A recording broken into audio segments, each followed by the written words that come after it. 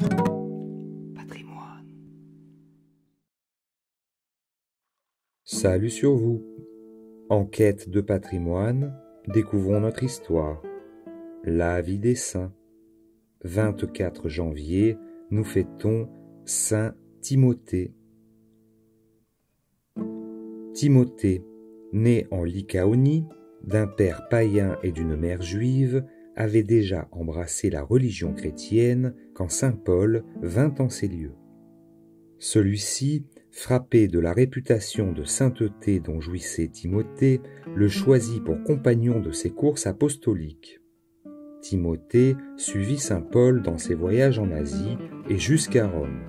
Quelle foi, quel désintéressement, quel courage, dit saint Augustin, de quitter ainsi, sans hésitation, son pays, sa maison, son père et sa mère, pour s'attacher à un étranger, à un apôtre dont il faudra partager la pauvreté, les fatigues et les souffrances.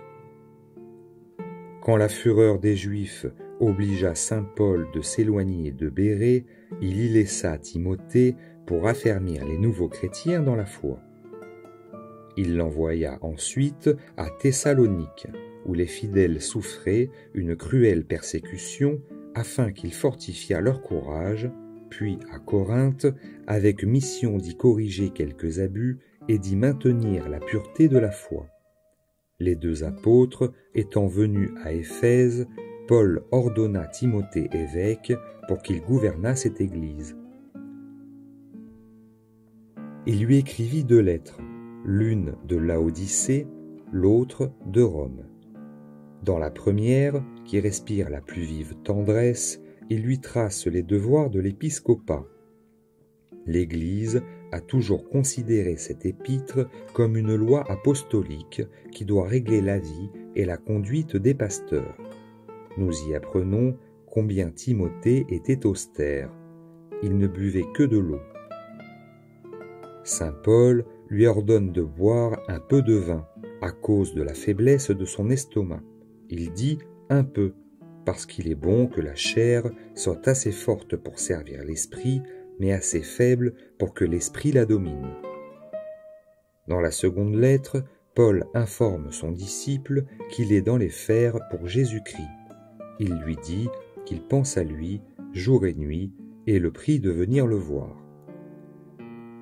Le 22 janvier 97, sous l'empire de Nerva, on célébrait à Éphèse, en l'honneur de Diane, une fête païenne.